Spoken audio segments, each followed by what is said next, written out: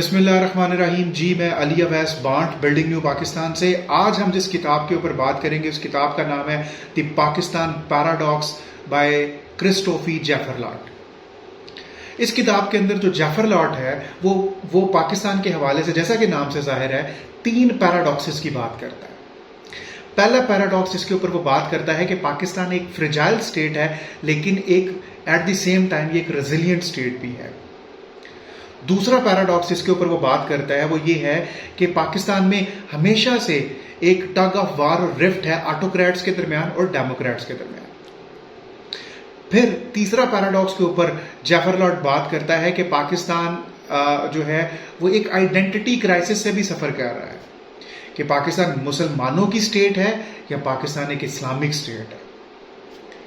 تو ہم ان 3 پیراڈاکسز کے اوپر ابھی فردر 1 بائی 1 بات کریں گے اور اس کے پوائنٹ آف ویو کو ایلیبوریٹ کرنے کی اور ایکسپاؤنڈ کرنے کی کوشش کریں گے. پہلا جو اس کا پوائنٹ آف ویو ہے کہ پاکستانی اسٹیٹ ایک فریجائل ویک اسٹیٹ ہے لیکن ایٹ دی سیم ٹائم یہ فورسفل بھی ہے, یہ ریزیلینٹ بھی ہے, یہ طاقتور بھی ہے. اس کے اپنے پوائنٹ آف ویو کو سپورٹ کرنے کے لیے وہ یہ کہتا ہے کہ پاکستانی اسٹیٹ جو ہے وہ ایک ہمیشہ سے کرائسس کے اندر ہے, مشکل حالات کے اندر رہی ہے, ڈیفیکلٹ ٹائمز کے اندر رہی ہے سنس اٹس انسیپشن. لیکن اس کے باوجود پاکستان نے جو ہے وہ وارز کے اندر سروائیو کیا ہے, پاکستان نے جو کیٹاسٹرافک ڈیزاسٹرز ہیں ان میں سروائیو کیا ہے, جو اکنامک کوگمائرز ہیں ان میں سروائیو کیا ہے. بڑے برے حالات تھے جب پاکستان نے نیوکلیئر ٹیسٹ کیے لیٹ 90s کے اندر. بڑے مشکل حالات تھے 2010 کے فلڈز کے اندر. بڑے مشکل حالات تھے جب پاکستان وار آن ٹیرر لڑ رہا تھا. لیکن فارچونیٹلی پاکستان اس میں سکسیسفلی سروائیو کر کے جو ہے وہ ان مشکل حالات سے نکلا. تو وہ کہتا ہے کہ انسٹیبلٹی بھی ہے یہاں پہ لیکن ایز اے اسٹیٹ یہ at the same time forceful بھی ہے, طاقتور بھی ہے, ریزیلینٹ بھی ہے. سیکنڈ نمبر کے اوپر بات کرتا ہے کہ پاکستان میں ہمیشہ سے ایک ٹگ آف وار ہے آٹوکریٹس کے درمیان اور ڈیموکریٹس کے درمیان. یہاں پہ ایک وہ بڑی انٹرسٹنگلی چیزوں کو اوپن اپ کرنے کی اور اس بات کو السٹریٹ کرنے کی اور ڈسکرائب کرنے کی کوشش کرتا ہے. وہ یہ کہتا ہے کہ نارملی ایک پرسپیکٹو پایا جاتا ہے کہ پاکستان کو خطرہ ہے جو ملٹری ڈکٹیٹر ہیں ان سے. اس کی وجہ یہ ہے کہ اس میں کوئی شک نہیں ہے کہ ملٹری نے پاکستان کے پورے سسٹم کو پوری طرح سے جکڑا ہوا ہے اور اس کا پورا کنٹرول ہے سسٹم کے اوپر. لیکن وہ یہ کہتا ہے کہ جتنا خطرہ پاکستان کو ملٹری ڈکٹیٹر سے ہے اتنا ہی خطرہ پاکستان کو سیولین ڈکٹیٹر سے بھی ہے. کہ وہ سیولین ڈکٹیٹرز جن کا جو مائنڈ سیٹ ہے یا تو فیوڈل ہے یا اتھارٹیرین ہے لیکن وہ جمہوری تو نہیں ہے کم از کم. اس کے اندر وہ جو ایگزامپل دیتا ہے وہ ذوالفقار علی بھٹو کی ایگزامپل دیتا ہے. جیسا کہ آپ کو پتہ ہے کہ ذوالفقار علی بھٹو صاحب نے بھی 1971 کے اندر پاور کو ٹرانسفر نہیں کیا, اس کے باوجود کہ مجیب الرحمان صاحب کا لیجٹمیٹ رائٹ تھا کہ ان کو پاکستان کو رول کرنے کی اور حکومت کرنے کی اجازت دی جاتی. تو یہ جو ان کا ایکٹ تھا, یہ جو ان کا کام تھا, یہ اینٹی ڈیموکریٹک تھا. اس کے علاوہ آپ کو پتا ہے کہ وہ خود بھی ایک بہت بڑے جاگیردار تھے, فیوڈل تھے, تو وہ فیوڈلزم ان کی پرسنالٹی کے اندر بھی ریفلیکٹ ہوتا تھا. فلیکسیبلٹی کا ایلیمنٹ تھوڑا کم نظر آتا تھا. اس کے ساتھ نواز شریف کی اگر ایگزامپل جب جیفرلاٹ لیتا ہے تو اس میں بھی وہ کہتا ہے کہ انہوں نے بھی امیر المومنین کو بننے کی کوشش کی. تو یہ کہتا ہے کہ پاکستان میں یہ ٹگ آف وار ہمیشہ سے ہے اور ایک جمہوری معاشرہ بھی نہیں ہے. اس وجہ سے آٹوکریٹس اور ڈیموکریٹس کے درمیان, ڈکٹیٹرز اور ڈیموکریٹس کے درمیان ہمیں ایک ٹگ آف وار اور ایک رفٹ اور ایک اسٹرائف اور ایک کلیوج ہمیں نظر آتی ہے اس کے اندر. پھر تیسرے نمبر کے اوپر جب ہم بات کرتے ہیں تو جو تیسرے پیراڈاکس کا وہ ذکر کرتا ہے, وہ تیسرا پیراڈاکس یہ ہے کہ پاکستان مسلم اسٹیٹ ہے یا یہ ایک اسلامک اسٹیٹ ہے.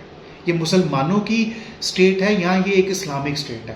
تو جیفرلاٹ کے مطابق پاکستان ایک آئیڈینٹی کرائسس کا شکار ہے. اس حوالے سے اس کو یہ لگتا ہے کہ جو قائد نے مسلمانوں کے لیے ایک ملک بنایا, اس کا ایک پرسپیکٹو ہے کہ یہ ایک اسلامک اسٹیٹ نہیں تھا. اس کو اپنے پوائنٹ آف ویو کو وہ ایلیبوریٹ کرنے کے لیے, اپنے پوائنٹ آف ویو کو جسٹیفائی کرنے کے لیے وہ ہمیں تھوڑا سا تاریخ کے اندر لے کے جاتا ہے. جب وہ تاریخ کے اندر لے کے جاتا ہے تو وہ یہ کہتا ہے کہ پاکستان بننے سے پہلے 2 اسکول آف تھاٹ تھے. ایک وہ لوگ تھے جو علی گڑھ یونیورسٹی سے نکلے ہوئے تھے اور دوسرے وہ تھے جو دیوبند اسکول سے نکلے ہوئے تھے. علی گڑھ کے ادارے سے جو اسٹوڈنٹ اور جو پڑھے لکھے لوگ نکلے ہوئے تھے وہ ایک ایسی ٹیریٹوریل لینڈ چاہتے تھے جہاں پہ مسلمان رہ سکیں اور پروٹیکٹڈ فیل کر سکیں. تو ان کے جو پرسپیکٹو تھا وہ یہی تھا کہ ایک ٹیریٹوریل لینڈ کو حاصل کیا جائے. جو دیوبندی اسکول آف تھاٹ تھا وہ یہ چاہتا تھا کہ ایک ریوائول ہو یہاں پہ. یہ ان کے لیے یہ ایک ریوائولسٹ موومنٹ تھی. ٹیریٹوریل لینڈ ان کے لیے سیکنڈری امپورٹنس رکھتی تھی تاکہ وہ مسلم امہ کے لیے کچھ کر سکیں, اس کو انٹیکٹ کر سکیں اور اس کو آگے لے کے جا سکیں. یہ 2 اسکول آف تھاٹ تھے. سر سید احمد خان نے بھی جب نارتھ انڈیا میں کے اندر مسلمان مائنورٹی کے اندر تھے اور ان کے اندر ایک فیئر تھا ہندو ڈومیننس کا, تو سر سید احمد خان نے سیپریٹ الیکٹوریٹ کے بہت بڑے پرپوننٹ بنے اور اس پرپوزل کے ساتھ سامنے آئے. لیکن مسلم میجورٹی پروونسز نے ان کی اس چیز کو اون نہیں کیا اور 1935 کے الیکشن کے اندر مسلم لیگ کو صرف 1 سیٹ ملی.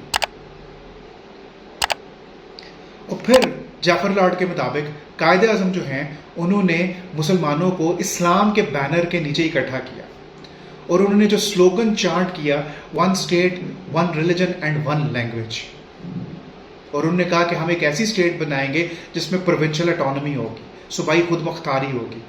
اور جعفر لاٹ کہتا ہے کہ جو 1940 کی جو پاکستان ریزولوشن تھی, 1940 کی جو ریزولوشن تھی, اس کے اندر یہ چیز بڑا اسٹرانگلی مینیفیسٹ ہوتی نظر آتی.